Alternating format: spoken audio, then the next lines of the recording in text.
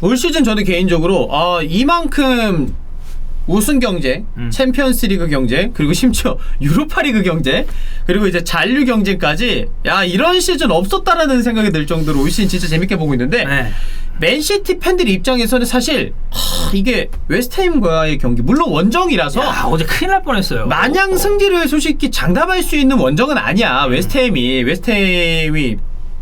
나름 지금 이제 7위까지 올라와 있는 팀이 올 시즌 초반에는 4위까지 올라와가지고 이거 챔스 가는 거 아니야 이런 얘기까지 들었으니까 또 이제 유로파리그에서도 좋은 성적 보여줬고 결승은 못 갔지만 그래서 이제 맨시티가 무조건 잡는다 정도의 경기는 아니었지만 이게 실점이 워낙 딱딱 나오다 보니까 더욱더 이게 맨시티 팬들 입장에서 이게 좀 열받는 경기가 될 수밖에 없었어요. 어제 선제 2실점하고 그쵸. 2골 따라갔다가 마지막에 PK 얻었는데 마르지가 실축했잖아요. 그거를 전 그래서 마지막 PK까지 딱 얻는 거 보고 올해 이거 우승은 그냥 이 맨시티로 확정적인 것 같다 이 생각했거든요. 모르겠습니다. 맨시티 팬들도 저랑 비슷한 생각하셨는지 모르겠지만 1대0 되는 순간 보엔이 딱 먼저 골 넣는 순간 이거 맨시티가 한 2대1 3대1로 이기겠다.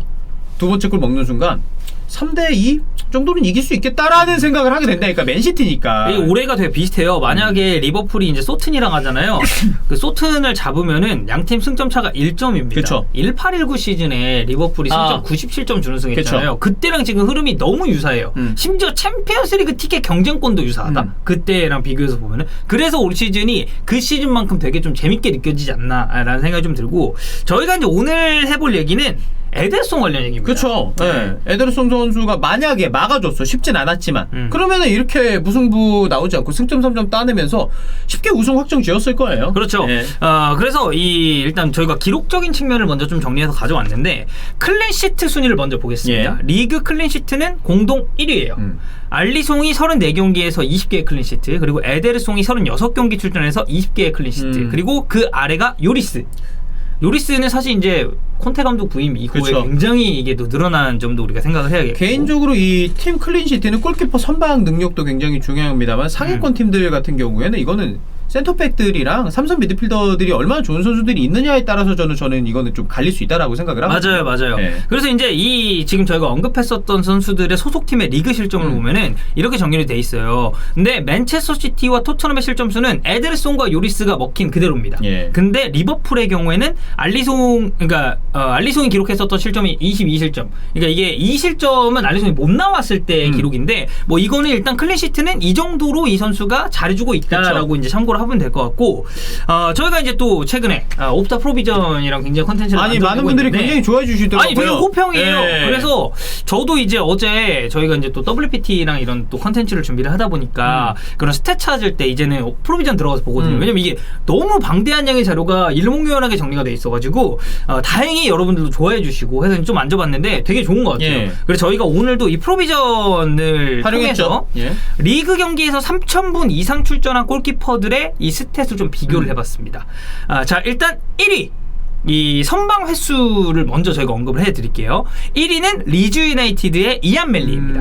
왜냐면 멜리는 저는 선방 횟수에서는 당연히 1위가 나올 수밖에 없다. 너무 슈팅을 많이 허용했어서, 특히 제시마치 이전에 비엘사 체제를 놓고 봤을 때는 리즈 유나이티드가 대량 실점 경기도 많았고, 근데 그 대량 실점 경기에서 멜리에가 선방을 해낸 개수도 꽤 많았어요. 그래서 저는 멜리에는 당연하다고 보고, 저희가 이 선방 횟수를 말씀드리기 전에 한 가지 짚고 넘어가야 될 건, 일반적으로 선방 횟수는 하위권 팀 골키퍼들이 많이 랭크가 되어 있습니다. 만약에 상위권 팀의 골키퍼가 여기에 랭크가 돼 있다, 그럼 그 팀이 지금 수비적으로 안 좋다는 얘기예요. 자, 2위는 데헤야. 여기서 이제 바로 나오죠. 고생이 많아. 37경기를 뛰었고, 지금 저희가 쭉 언급드리는 골키퍼 중에 그 출전 분수가 제일 많아요. 3,330분입니다. 다 나왔으니까 경기. 선방에서 126회. 대단하고, 그 다음이 레스터시티 슈마이켈. 자, 레스터시티 올 시즌에 수비적으로 안 좋아요. 안 좋았죠. 수비수들 줄부상도 있었고. 그러다 보니까 슈마이켈의 선방 횟수가 늘어날 수밖에 없었고, 4위는 조세사.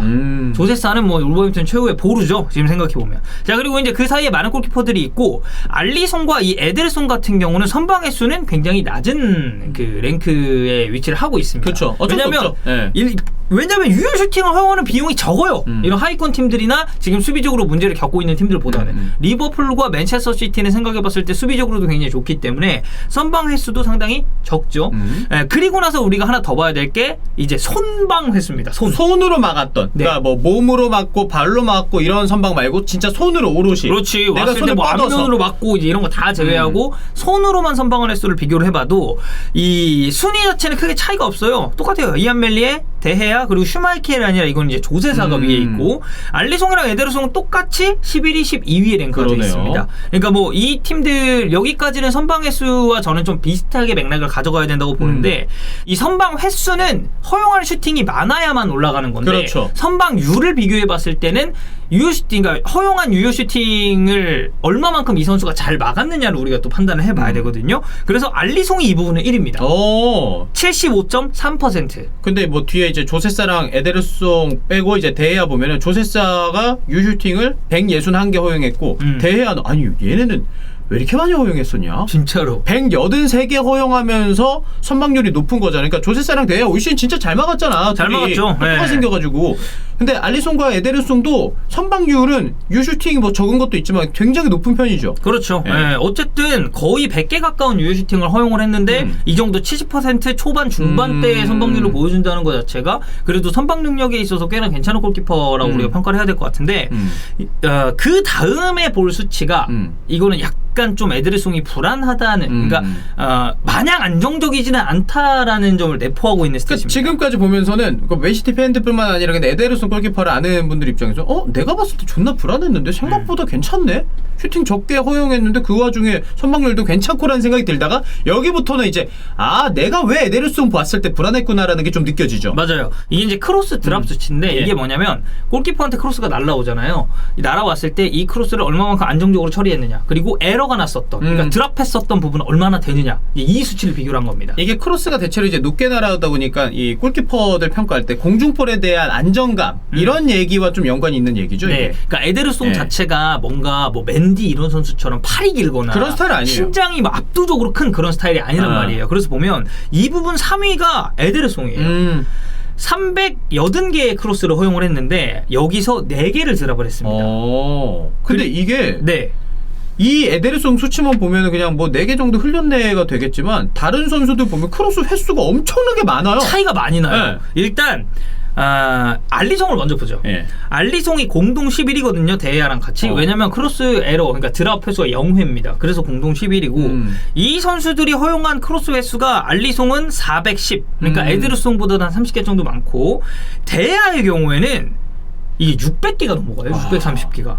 그리고 근데, 9위에 위치하고 있는 조세사의 경우에는 2개 드랍이 있었는데 700개 가량 되네. 네, 맞아요. 그래서 이런 뭐 알리송 같은 경우는 차이가 많이 없다고 해도 근데 알리송은 없잖아요. 그쵸. 크로스 드랍 횟수가. 근데 조세사와 데헤야는 이렇게 많은 크로스를 허용을 했는데도 데헤야는 마찬가지로 크로스 드랍 0, 제로. 그리고 조세사 같은 경우는 2개를 드랍을 했다라는 이거 거죠. 단순하게 빠르게 계산하잖아요. 그러면 맨시티 진영으로 올라오는 크로스 100번당 1개는 에데르송이 놓친다는 얘기가 되는 거고 조세사는 거의 700개 중에서 2개 아니야. 350개 정도 날아오면 그 중에 하나 놓치는 거야. 이거 공중볼에서 안정감 차이가 큰 거죠. 물론 이제 100개 날아왔을 때 그거 99개를 안정적으로 처리하는 것도 굉장히 좋지만 다른 골키퍼들이랑 비교해봤을 때 이게 이렇게 많은 크로스를 허용하고도 이런 이 크로스 그 드랍을 보였네라고 우리가 생각을 좀 할 수 있을 것 같습니다. 그래서 이 부분에 있어서는 아무래도 이 공중볼 처리에 대한 안정감은 에데르송이 약간 떨어진다라고 저희가 생각을 해야겠죠. 이게 그러면서 메시 팬들이 그 얘기 하시는 분들이 많습니다. 에데르송이 팔이 짧다 보니까 이런 거에 또 좀 부족하다. 왜냐면은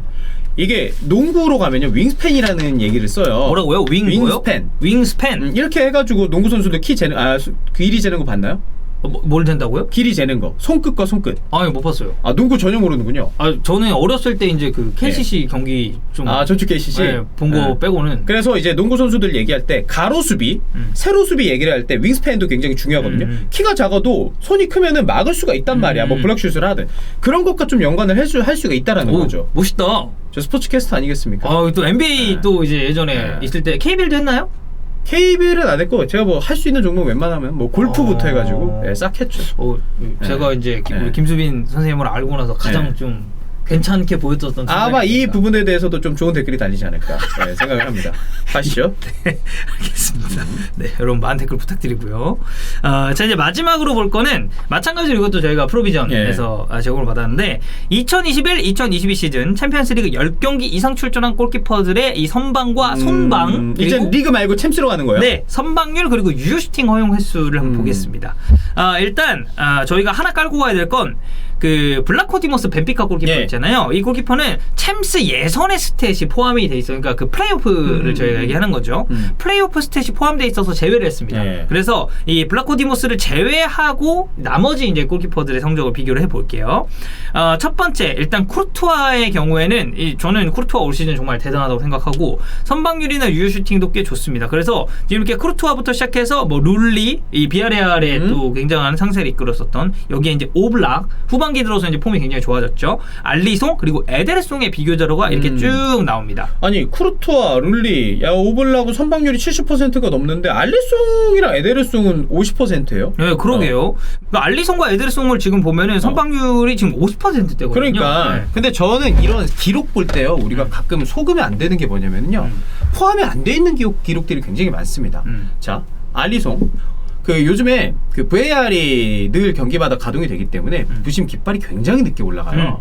그때마다 알리송이 처리하는 경우들이 굉장히 많거든요. 나와서 처리하든 선방하든 그러고 나서 기어 올라가고 그런 횟수가 들어가지 않았기 때문에 알리송의 선방률을 에데르송과 비교해도 알리송은 안정감이 있다라고 느껴지는 반면에 에데르송은 그렇지 않다라는 거죠.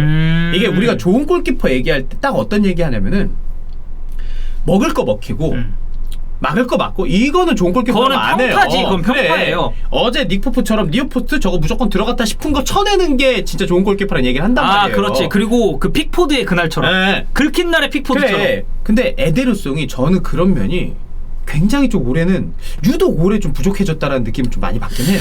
그리고 저는 이게 판단 지표 자체가 좀 적다고 생각하는 건 왜냐면 맨시티도 그렇고 리버풀도 그렇고 지금 보죠. 11경기, 12경기 출전했는데 경기당 표본이 적어. 그래서 이 골키퍼가 진짜 선방률이 얼마나 진짜 슈퍼 세이브를 보여줄 수 있는지에 대한 척도가 조금 상대적으로는 좀 빈약하다는 거죠. 그렇죠. 네. 그건 어쩔 수 없이 좀 이 스탯을 보면서도 감안해야 되는 부분인데 아마 이 기록 보면서 가장 좀 저도 그렇고 많은 분들이 꽂힐 만한 점은 크로스 드랍.